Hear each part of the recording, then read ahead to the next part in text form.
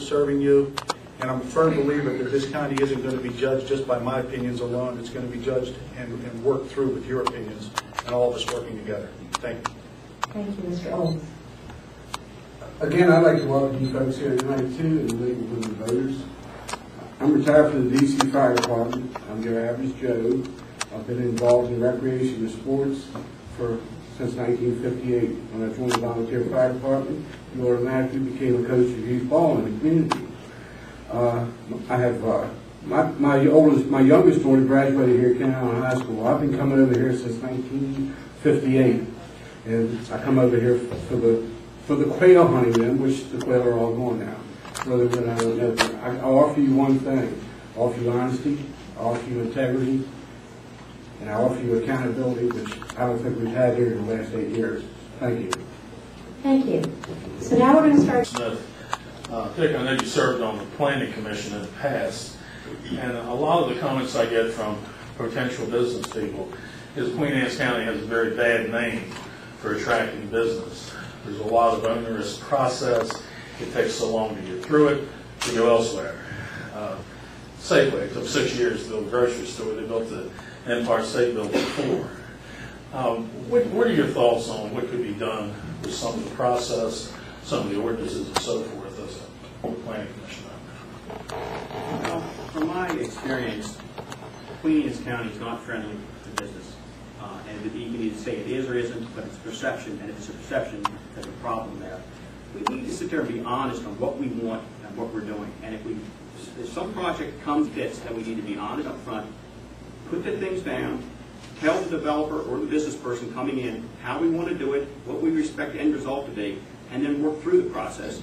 We have had a lot of lawsuits in this county by certain groups to stagger and stop development in some places.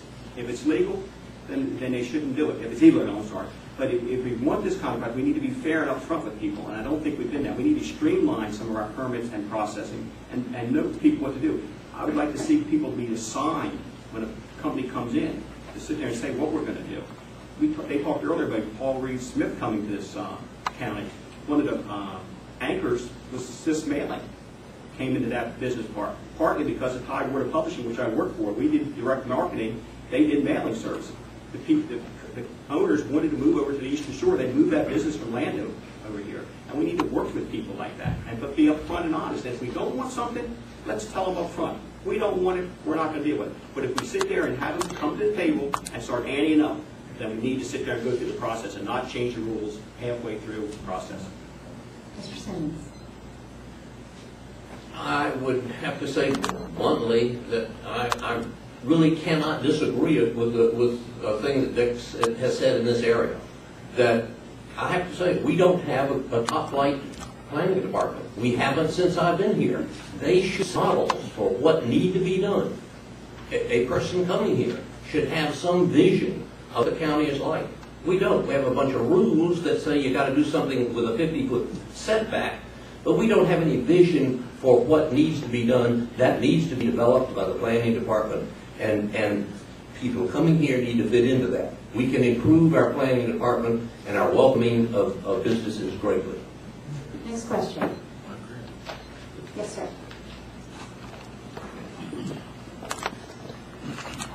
My name's Ed Modell. I live in the Hickory Ridge community off Route 50 near the outlet stores. I have a question for you, Mr. Foley. My wife and I are relative newcomers to Queen Anne's County. We love living here. We made a choice to come here.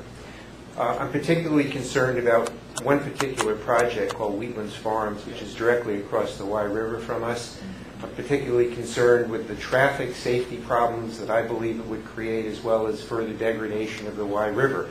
I'd like to know if you're in favor or opposed to the proposed development of Wheatlands Farms, and the reasons for your position on it. An excellent question. I'll give you what I consider to be a middle-of-the-road answer. That's a Waterman project. Mr. Waterman and I are not on exchange Christmas card terms. I listened to his presentation and I watched it on Channel 7, and I was very impressed with his presentation to the commissioners. And I told Mr. Waterman that. I regret that it could not have been worked out in a more responsive manner. Mr. Crum, and then we'll go to Mr. Ahrens, if you'd like to respond. Thank you. Yeah. As a planning commission member, I was involved in the wetlands and the green plan. The problem we had there initially when the plan came before us, there was a need to have an overpass from Queenstown to wetlands before it would be developed. Along the way, that requirement was deleted. The planning commission thought it was very, very important to have that. There's really no way to get from Queenstown to wetlands without making a U-turn, either on 50 or 301. We didn't think that was real good planning. And I guess after a couple of mediation sessions, they agreed to put the overpass, or at least the non-at-grade intersection in before wetlands could be. And I thought that was a good compromise. Mr. Ahrens.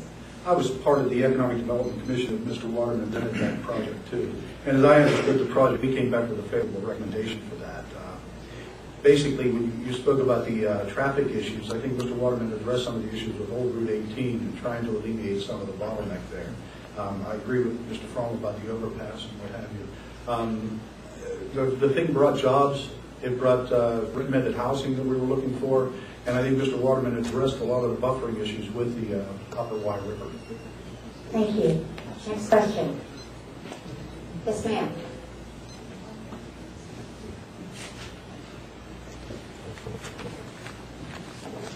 Hi, gentlemen. I'm Joyce Fitzpatrick from Graysonville area. I want to piggyback on what Ed Modell asked, and I want to emphasize more the environmental impact of some of these large developments that evidently, I guess the gentleman on the Planning Commission had approved. Did you consider the environmental element of it at all? I think it's very important for this county to have a sound economic, environmental, sustainable environmental policy. And who are you So I want to know, well, I guess the gentleman on the Planning Commission who had approved. Okay, Mr. Yeah, Crum.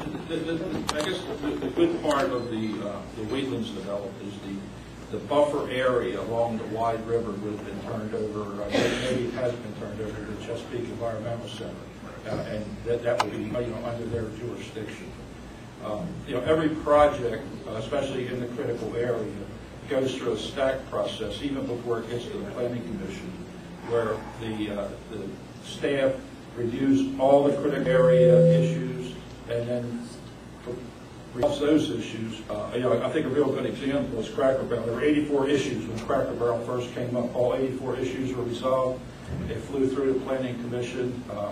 Amazingly, it's the top Cracker Barrel in the country, right there on Route 50 on Ken Island. So there are issues. We do work those issues. The staff does a great job in reviewing environmental concerns and resolving the problem. When you have good developers like Cracker Barrel, the issues get resolved very quickly. Mr. Ahrens. Well, I'm going to ask if they would move a little closer to the microphones. They're having trouble hearing in the back. Mr. All Ahrens. right. I don't think anybody is in favor of hurting the environment. I think, I know my position on that is I think we live in a beautiful area. I think we live in a beautiful county. I would never, ever recommend something that would harm our county or harm our wetlands or whatever. I think that there's a lot of times what we go about and what we ask people to do, builders and developers, is we ask them to exceed where it is right now. And I know in a couple instances, CBEC has participated in these things and actually come back with some recommendations that were actually improving the situation from what it is currently now. Mr. Foley. I would have hoped there would have been more citizen input into the pros and cons of the issue. It seemed like it hit like a bombshell, and then everybody went out to their respective corners as they have in previous projects of any size, and it becomes a political football. And then the sides harden, and nothing gets done, and everyone goes away unhappy. Thank you. Next question. Yes, ma'am. Mr. Smith, there's been a lot of discussion about budgets and budget cuts. There's a lot of, Queen Anne's County is known for an influx of senior citizens. I hear a lot of people talking about the education, quality education, but unfortunately, I don't hear anything about senior citizen advocacy. What is your vision on the Department of Aging, and how would that change with the new budget? Well, to start with, we have a shortfall in our budget, a major shortfall. Our income revenue is down 20%. Our assessments are coming down, so we are in a budget crisis. We do not have a balanced budget because our roads board has not been budgeted for this year. Public safety takes 17% of our budget. Schools, board of education, Chesapeake College, and debt service for that is another 53%. That's 70%. That leaves us 30% for aging and other things like that. Everything will have to be looked at on an equal basis. Everything will be looked at. I have a mother that's living in Easton now at assisted living place because we don't have one in Queen Anne's County right now that we can put her in. But I cannot say that anything, aging is an issue, public safety is an issue, education is an issue, but I will look at everything with everybody. And I plan to do that in January, not May or June when the budget comes back. So I can sit there, here's what we can do with what we have. Because if we take $1 in, that's all we can spend is $1. So will aging be as hard as maybe something else? Possibly not. It's not as big budget though. So we're going to have to be across the board with that. And I honestly am worried right now what additional costs this next set of commissioners face that are being added on as we speak, that we don't know what the final budget is. And that concerns me. That really does concern me. But it's going to be something I can assure you. I will sit there with my other board members and the public and lay it on the table and not at the last minute and not do a smoke and mirrors. It could be an honest, upfront budget. And we're going to make some tough decisions, and I can assure you everybody will be unhappy. Mr. Simmons. Building on the figures that Dick Smith has said in here, we probably face a 20% deficit in our budget next year. 20%. And are we saying we can't touch safety, and we can't touch schools, and we can't touch this and the other? We're going to have to wipe out every other thing if we don't touch some of these major things. Very much so. We are going to get a balanced budget, keep the same tax rate. We're going to have to all make sacrifices in the county, and how best to do it, who can work best to do it. I think that I'm skilled at it and can do it. Next question. My name is Mary Ruth Meredith, and I'm a retired school teacher of 47 years. During the last session in legislature, many of you probably read that what they did, they wanted to move the retirement for retired teachers back to the counties. And so this is a major interest right now to all retired teachers. If we move it back to the counties, what's going to happen? Mr. Phil. Luminell. I know you're probably nice to you.